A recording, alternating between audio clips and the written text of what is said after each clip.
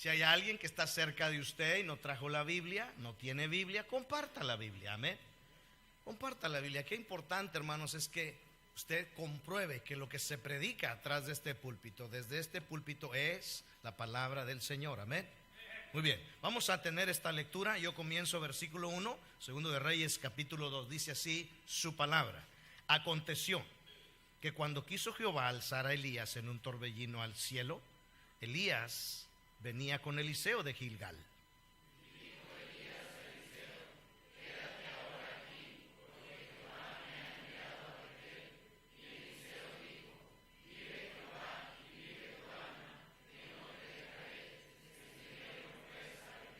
Y saliendo a Eliseo los hijos de los profetas que estaban en Betel, le dijeron: ¿sabes que Jehová te quitará hoy a tu señor de sobre ti? Y él dijo: sí, yo lo sé, callad.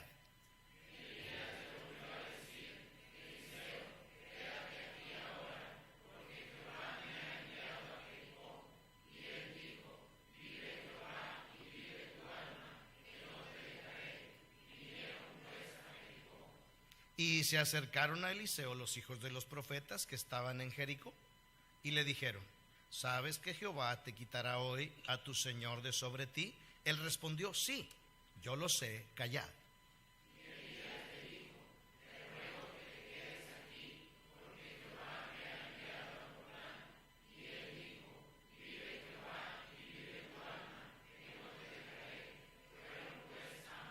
Y vinieron 50 varones de los hijos de los profetas y se pararon delante a lo lejos, y ellos dos se pararon junto al Jordán.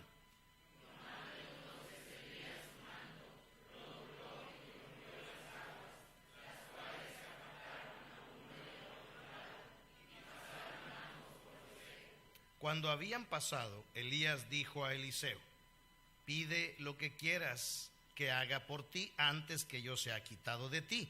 Y dijo Eliseo: te ruego que una doble porción de tu espíritu sea sobre mí.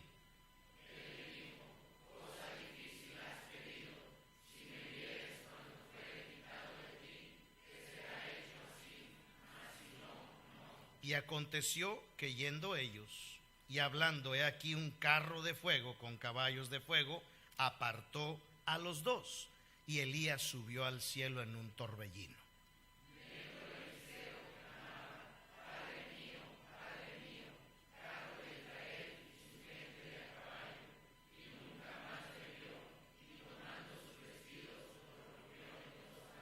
Alzó luego el manto de Elías que se le había caído, y volvió y se paró a la orilla del Jordán, todos. Y tomando el manto de Elías que se había caído, golpeó las aguas y dijo: ¿dónde está Jehová, el Dios de Elías? Y así que hubo volteado del mismo modo las aguas, se apartaron a uno y a otro lado, y pasó Eliseo. Amén. Hermanos, el contexto en el que se desarrolla la vida de este hombre de Dios, Elías, es un contexto difícil, donde Acab, un rey malvado, esposo de Jezabel, una reina perversa, sirvieron a Baal, un ídolo, un dios falso, y fue contaminado el pueblo de Israel con esta doctrina. La maldad estaba desatada. Hay una pregunta que me cautiva y me llama la atención. Es en el verso 14. Y tomando el manto de Elías, que se le había caído, golpeó las aguas y dijo: ¿dónde está Jehová, el Dios de Elías? ¿Dónde estaba en esos momentos donde la maldad estaba desatada? Hermanos, ¿dónde está Dios en estos momentos en donde la maldad en el mundo se ha multiplicado? Vamos a hablar de ese tema en esta mañana. El tema se titula: ¿dónde está Jehová, el Dios de Elías? Padre, bendice este tiempo. Obra en nuestras vidas. Dame sencillez para compartir este mensaje, pero que sea bajo la dirección y el poder de tu Espíritu Santo. Lleva este mensaje a cada corazón y haz la obra que necesitamos. Gracias por lo que has de hacer, Padre, y que tu nombre sea glorificado a través de estas verdades, en el nombre de Cristo Jesús. Amén. Tome su lugar, por favor, hermano. Tome su lugar. Tome su lugar. Hermanos, la maldad de Acab fue terrible. Terrible al grado de que Acab fue un referente de lo malo. ¿Sí? Israel siguió a Baal. Dios trajo juicio sobre su pueblo Israel. Dios hizo algo en medio de todo este conflicto, aunque tardó un poco. Por eso la pregunta: ¿dónde está el Dios de Elías? Necesitamos ver algunas cosas interesantes que nos van a ayudar a usted y a mí en estos tiempos de maldad. En primer lugar, yo quisiera notar quién era Elías. ¿Quién era Elías? Vaya conmigo a Primero de Reyes 17. Primero de Reyes 17. Estamos en Segundo de Reyes, pero ahora vamos a primer libro de Reyes. El capítulo es el 17. Ahí vamos a seguir el mensaje en esta mañana. Primero de Reyes 17. Note lo que dice el versículo 1. Entonces Elías, ¿qué dice enseguida? Tisbita. ¿Qué quiere decir Tisbita? ¿Algún planeta lejano? No, en ninguna manera.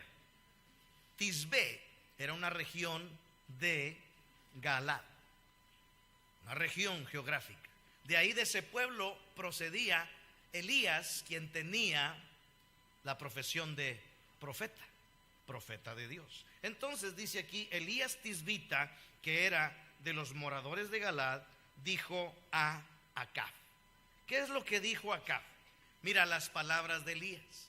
Ahí nos vamos a dar cuenta quién era Elías y cómo lo vamos a aplicar. Hermano, hoy en día necesitamos vivir un cristianismo como el de Elías. Amén. Mire lo que hizo Elías. Vive Jehová, Dios de Israel. Oh, esta frase dice muchas cosas. Elías dijo: vive Jehová, Dios de Israel. Él está declarando, hermano, que él ha creído en un Dios vivo. Vive Jehová, el Dios de Israel. Reconoció Elías que él servía a un Dios vivo. No era un ídolo falso como Baal. No era un ídolo como los que tú y yo conocemos, que tienen ojos y no ven, oídos y no oyen, boca y no hablan, pies y no caminan. Él estaba reconociendo que servía al único Dios vivo. Elías vivía bajo un temor reverente. Noten, sigue diciendo: en cuya presencia estoy. Esa siguiente frase también me impacta.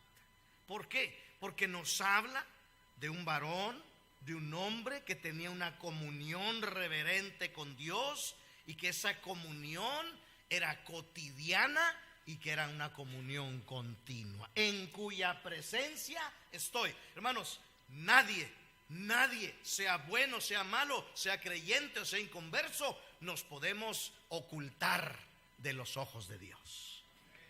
Pero él no solamente sabía que Dios le estaba viendo, sino que él estaba en la presencia de Dios. Tenía una comunión con ese Dios continua. Continuamente él dependía de Dios. Continuamente él se presentaba delante de Dios. Hermano, que vivamos un cristianismo así de comprometido, reconociendo que Dios está vivo, que Dios nos está observando, que servimos no a un ídolo muerto, sino al Dios todopoderoso. Amén. Y que cada día busquemos, hermano, esa comunión. Un cristiano consagrado no era un cristiano de doble vida. En cuya presencia estoy, dice, en cuya presencia estoy. Mucho cuidado, porque hoy en día hay cristianismo de iglesia. ¿Está conmigo? Yo soy cristiano en la iglesia. En la iglesia me comporto de un modo. En la iglesia hago las cosas de un modo. En la iglesia hablo de un modo. Es más, me visto de un modo para venir a la iglesia. Pero lunes, martes, miércoles, viernes y sábado vivo de una manera diferente. Necesitamos estar en la presencia de Dios cada día y no vivir una doble vida. Ese es el cristianismo que se necesita hoy. Noten ahí en el verso 2. Dice, y vino a él palabra de Jehová diciendo. Hermanos, Elías era un cristiano que pasaba tiempo escuchando la voz de Dios. ¿Está conmigo? Vino palabra de Jehová diciendo. Qué privilegio, hermano, que Elías hablaba con Dios. Que Elías era sensible a la voz de Dios. Te voy a decir una gran verdad, hermano. Dios no ha dejado de hablar. Dios todavía habla. Ha cambiado el método, ha cambiado la forma, pero Dios todavía tiene cosas que decirnos a ti y a mí, y lo hace a través de su palabra, hermano. No se va a parar en una plaza pública, no te va a mandar un email, es más, no te va a hablar por medio del Facebook.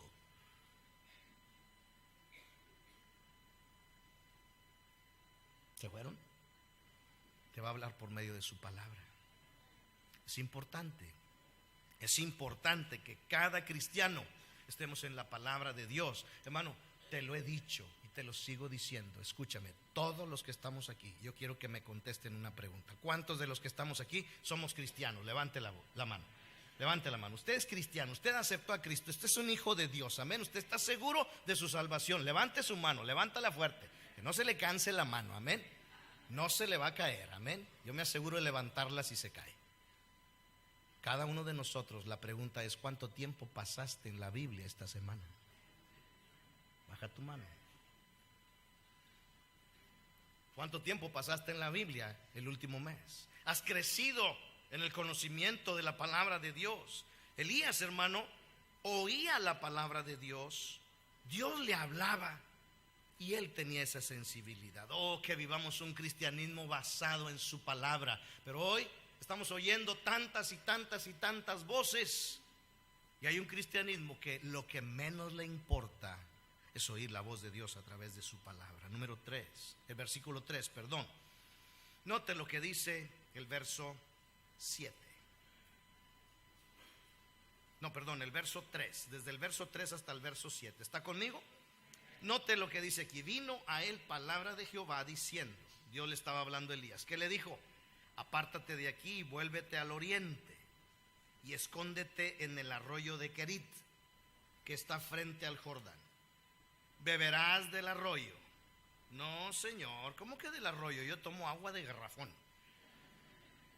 Y yo he mandado a los cuervos que te den ahí de comer. ¿Cómo que a los cuervos? ¿Así es algún restaurante, Señor?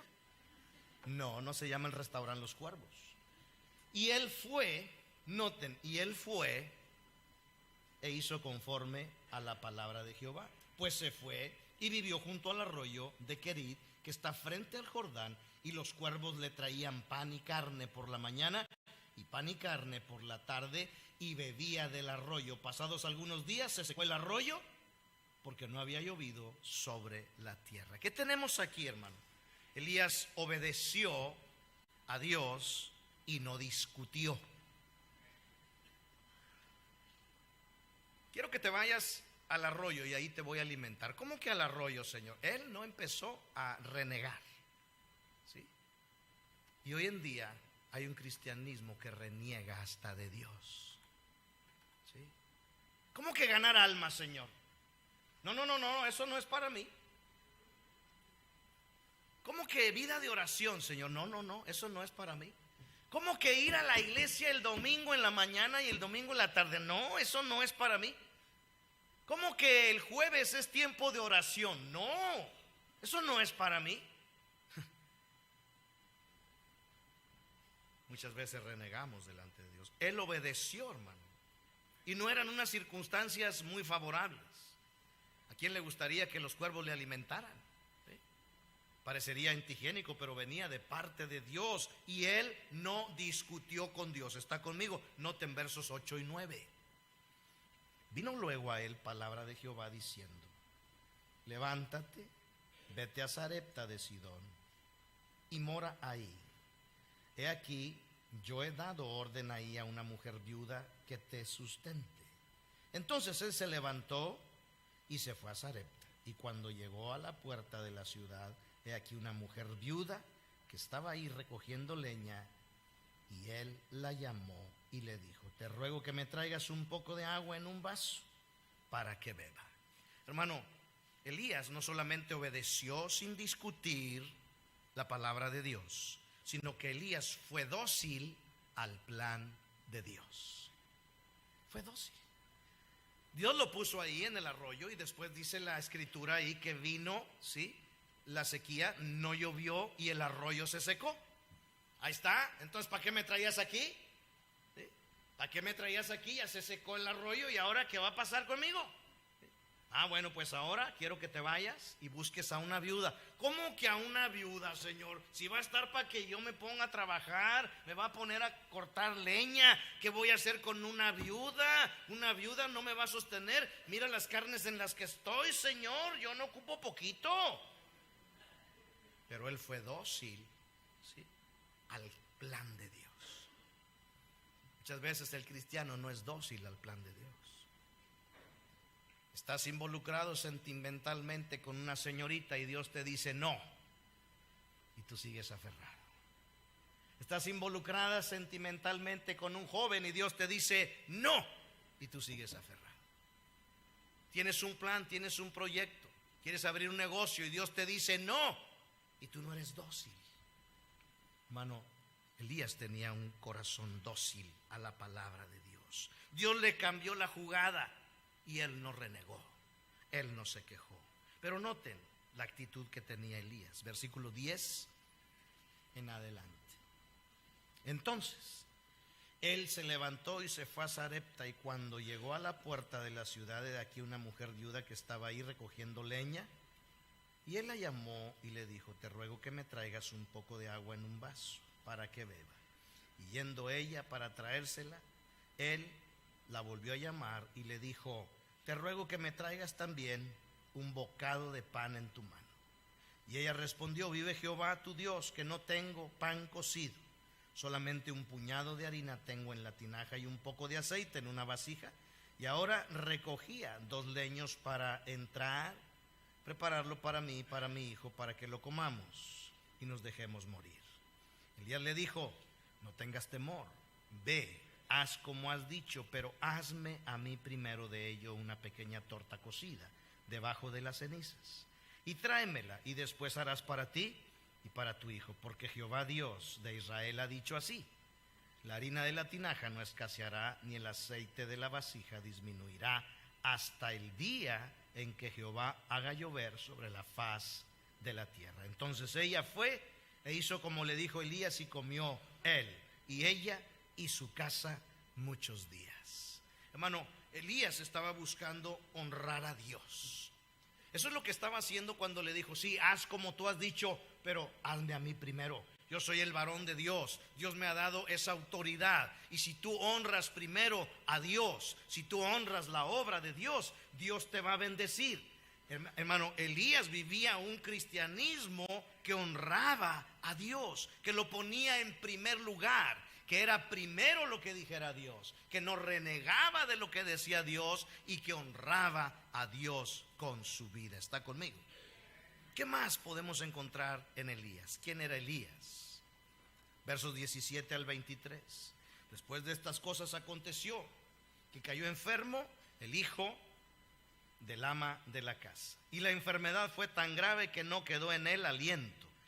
Y ella dijo a Elías: ¿qué tengo yo contigo, varón de Dios? ¿Has venido a mí para traer memoria mis iniquidades y para hacerme morir a mi hijo? Él le dijo: dame acá tu hijo. Entonces él lo tomó de su regazo y lo llevó al aposento donde él estaba, y lo puso sobre su cama, y clamando a Jehová dijo: Jehová, Dios mío, aún a la viuda en cuya casa estoy hospedado has afligido, haciéndole morir su hijo. Y se tendió sobre el niño 3 veces y clamó a Jehová y dijo: Jehová Dios mío, te ruego que hagas volver el alma de este niño. Y Jehová oyó la voz de Elías, y el alma del niño volvió a él y revivió. Tomando luego Elías al niño, lo trajo del aposento a la casa y lo dio a su madre. Y le dijo Elías: mira, tu hijo vive. ¿Qué tenemos aquí, hermano? Elías era un hombre de oración poderosa. Oh, que el cristianismo de nuestros días viva un espíritu de oración. Busquemos un espíritu de oración en nuestra vida. Que no estemos en paz si no hemos orado. Que no estemos en paz si no hemos llegado al trono de la gracia. Dice aquí que Jehová oyó la voz de Elías. Qué privilegio, hermano. Qué privilegio que el Dios eterno escuche tu voz y mi voz. Qué privilegio que Él atienda a nuestras peticiones, aún aquellas cosas que parecían imposibles. Dios las hizo. Dios le devolvió la vida a esa criatura. ¿Por qué? Porque Elías oró, porque Elías clamó. ¿Cómo anda tu vida de oración, cristiano? Hoy estamos en medio de un mundo de maldad y al parecer, hermano, cada día el cristianismo se enfría. Cada día el cristianismo parece que no reconoce que sirve a un Dios vivo. Cada día el cristianismo está más lejos de la palabra de Dios. Cada día, hermano, el cristianismo está más lejos de la oración. Cada día el cristianismo está deshonrando el nombre de Dios. ¿Dónde está el Dios de Elías? Mire, verso 24. Note. Entonces la mujer dijo a Elías: ahora conozco que tú eres varón de Dios y que la palabra de Jehová es verdad en tu boca. ¿Qué tenemos aquí? No solamente era un hombre de oración, no solamente honraba a Dios, no solamente era dócil al plan de Dios, no solamente era obediente a su palabra. ¿Qué tenemos aquí, hermano? Elías era conocido como lo que era: un varón de Dios. Pregunto, ¿hoy el mundo estará identificando a los cristianos? ¿O nos estamos confundiendo con el mundo? Hoy el mundo podrá decir: hey, hay algo diferente en ese hombre, hay algo diferente en esa señorita, hay algo diferente en ese joven, hay algo diferente en ese matrimonio, hay algo diferente en ese hogar, hay algo diferente en ese trabajador, hay algo diferente en esa maestra, en ese maestro, hay algo diferente en ese estudiante, hay algo diferente en ese ingeniero, en ese doctor, hay algo diferente. ¿Qué es lo que es? Es que es un cristiano. Ah, con razón, es un cristiano. Pero, hermano, tremendo. Hoy en día necesitamos escudriñar cómo vivimos. A él le conocía como lo que era. Conozco que tú eres diferente, eres un cristiano. Noten qué más hacía Elías. Él desafiaba la maldad. Él no se unió a Acab. Él fue en contra de los profetas de Baal, ¿sí? Él los atacó, él confió en Dios. Vaya conmigo al capítulo 18. Bueno, no lo vamos a leer, usted puede leer en casa. El capítulo 18 del versículo 1 al versículo 40. Cómo él confió ciegamente en Dios. Los profetas de Baal, cuando estaban preparando ahí el holocausto para Dios y la ofrenda para ese Dios falso, Elías confió ciegamente en que Dios era el Dios que le iba a responder, porque él era el único Dios verdadero. Amén. Él confió ciegamente en Dios. ¿Cómo está nuestra fe? ¿Cómo está la fe del cristiano? Ahora Elías, el versículo 4 del capítulo 19 en adelante, notamos que Elías también entró en depresión. Notamos que Elías se apartó. Notamos que Elías era un hombre de carne y hueso. Y la Biblia declara que Elías era un hombre sujeto a pasiones semejantes a las nuestras. No era Superman, no. Era un hombre como tú y como yo. Era una persona como tú y como yo. El problema o la situación era que tenía, ¿sí?, su vida sometida a Dios. Esto era Elías, hermano. Pero número 2, ¿quién era el Dios de Elías? Voy a ser breve aquí. ¿Quién era el Dios de Elías? Bueno, el Dios de Elías es el Dios eterno, amén. El Dios amoroso, el Dios sabio, el todopoderoso, el Dios justo, el Dios santo, el Dios que es fiel, el Dios que es celoso de su gloria, el Dios que aborrece el pecado y el Dios que no da por inocente al culpable. Ahora, ese Dios es tu Dios y es mi Dios. Llegamos a la pregunta: ¿dónde pues está el Dios de Elías? ¿Por qué tanta maldad en su pueblo? Tanto desenfreno en el pueblo de Israel a causa de la idolatría por este rey perverso Acab. ¿Sí? ¿Acaso Dios permitió todo esto porque es un Dios débil? Hermanos, la adoración a Baal infectó al pueblo de Israel en una escala sin precedente. Ellos construyeron un templo a ese Dios pagano. 450 profetas de Baal se levantaron y asesinaron a los profetas del Dios verdadero. Hubo una persecución terrible. ¿Dónde estaba Dios ante toda esa maldad? También hoy en día cabe la pregunta: ante toda esta maldad que estamos viviendo, ¿dónde está Dios? ¿Por qué no hace nada? El mundo está desenfrenado, el mundo está corrompido, la maldad aumenta, la crisis aumenta, el pecado aumenta, la sociedad lo permite, la sociedad lo consiente. Hermano, abortos lícitos, fornicación y perversión legales, vicios legalmente permitidos, asesinatos, falta de autoridad, y vamos en nuestra sociedad y en nuestro mundo de mal en peor. ¿Dónde está Dios? ¿Por qué no hace algo? ¿Sí? ¿Dónde está Dios? ¿Por qué es tolerante? ¿Acaso está distraído Dios? ¿Acaso está ausente? ¿Acaso está muy ocupado? No. Hermanos, en aquel entonces Dios estaba exactamente donde está hoy. Dios está en su trono. Dios todavía está en su trono. Dios estaba viendo la maldad como hoy la está viendo. Dios estaba sosteniendo su palabra como hoy sostiene su palabra ante cualquier filosofía. Dios estaba acumulando ira para el día de la ira. Entonces, ¿por qué suceden todas estas cosas en nuestro alrededor y el pecado crece? No es por la ausencia de Dios, es por la falta de Elías.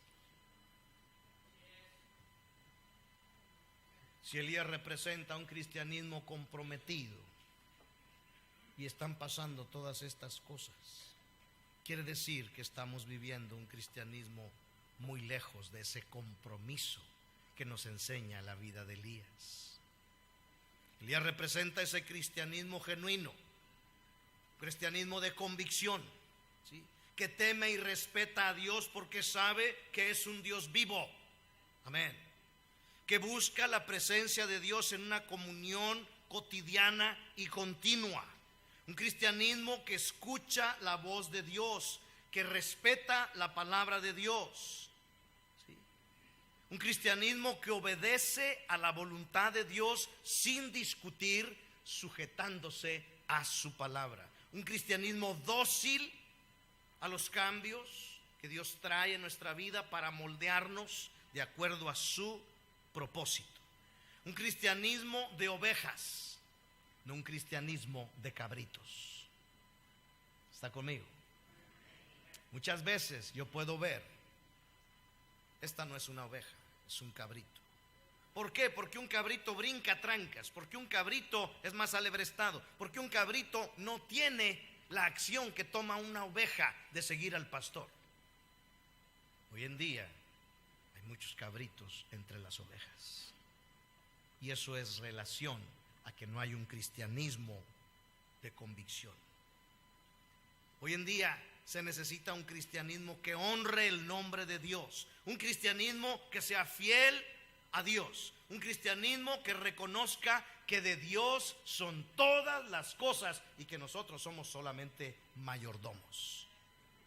Un cristianismo, escuche, que le avergüence el pecado. Me he encontrado hoy en día que hay un cristianismo en donde el pecado ya no le avergüenza. Se cometen errores, se cometen faltas, familias son destruidas a causa de la fornicación, del adulterio, ¿sí? Y se mofan del pecado y se exaltan. Sí, Dios perdona, pero de todas maneras pecado es pecado, hermano. Necesitamos entender eso. Un cristianismo que ame las almas, un cristianismo que busque las cosas de arriba. Hermano, ¿dónde están esos cristianos de oración? Que intercedan, que su voz llegue al trono de la gracia, que haya un espíritu de oración vivo en cada creyente, que el mundo pueda identificar: este es un cristiano, esta es una cristiana, viste diferente, habla diferente, actúa diferente, es honesto, ¿sí? No pica los ojos, no es trinquetero, no es mentiroso, amén, no tiene una doble vida, amén. Hermano, un cristianismo que el mundo pueda identificar como luz en su hablar, en sus tratos, en su carácter. Un cristianismo que se pare en la brecha y diga malo a lo que es malo, porque la Biblia lo dice. Y diga bueno a lo que es bueno y lo defienda, porque la Biblia lo dice.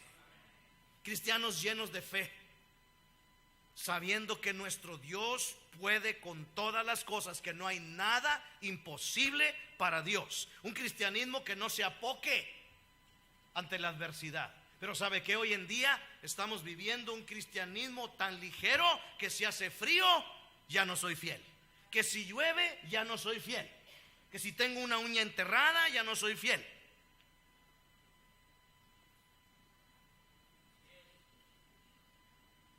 ¿Qué será si hay una persecución? ¿Qué será si se levantan los gobiernos contra los cristianos? ¿Cuántos quedaremos aquí? Acuérdese de aquella anécdota en donde en un culto entra un ejército porque el país estaba en guerra. Y el comandante de ese batallón se para y quita al pastor de en medio del púlpito y apunta con su metralleta y dice: todos los cristianos pónganse de este lado y los que no sean cristianos sálganse del edificio. Hombre, se salieron todos. Se quedaron 3 o 4 y el pastor y su familia. Entonces sentó el comandante y dijo: ahora sí, predíquenos, pastor, ya estamos puros cristianos aquí.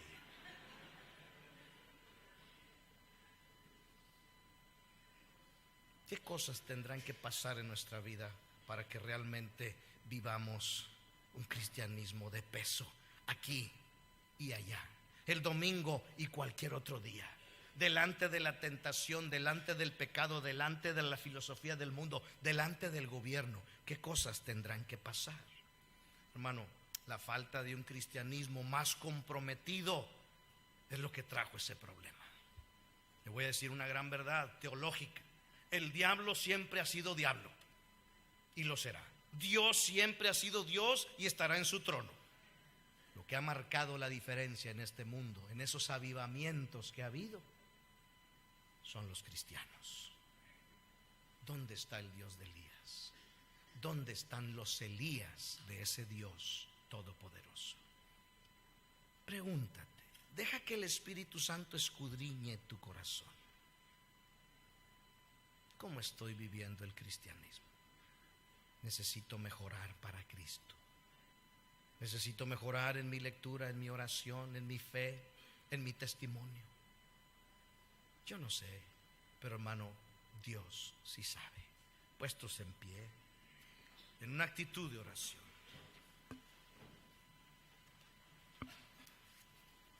¿Dónde está el Dios de Elías? Él todavía está en su trono. Yo necesito, Señor, ayuda en mi vida cristiana. Deja tu lugar. Yo necesito crecer en mi comunión contigo. Deja tu lugar. Yo necesito, Señor, mejorar en mi vida de oración. Deja tu lugar. Yo necesito estar en tu palabra, Señor. Deja tu lugar. Yo necesito aceptar tu voluntad sin renegar. Deja tu lugar.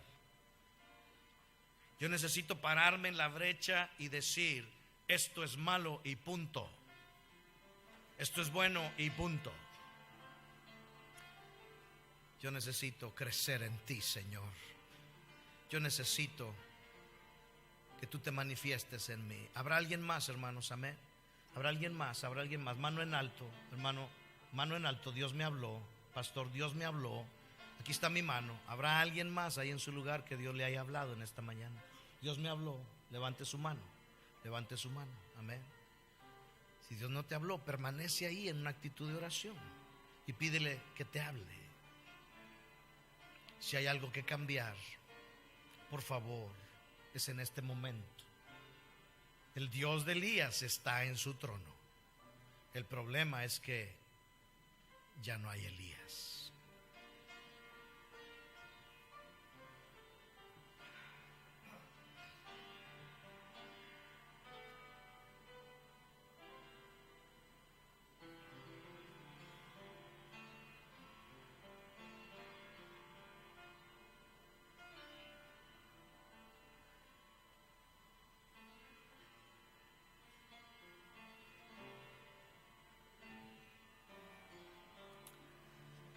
Qué importante, hermanos, es nuestro crecimiento espiritual, nuestra convicción bíblica, nuestro ser una luz en el mundo, nuestra fe,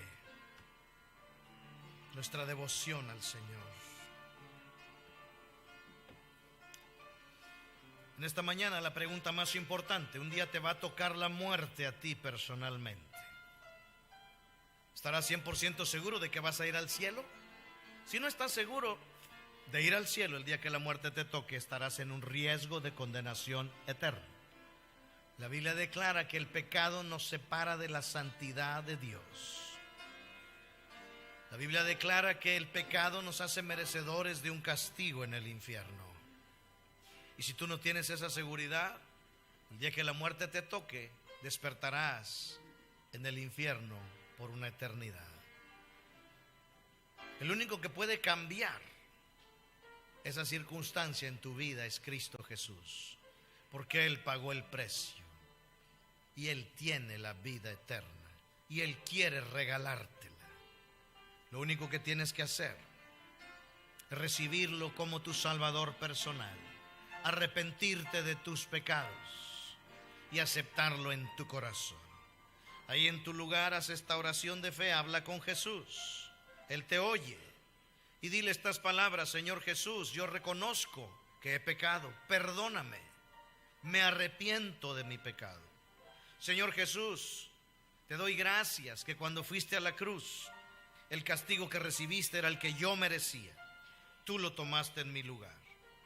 Ahora yo, Señor, te acepto como mi Salvador personal. Te invito a morar en mi corazón. Perdona mi pecado, limpia mi maldad y dame la vida eterna. Te lo pido en tu nombre. Amén.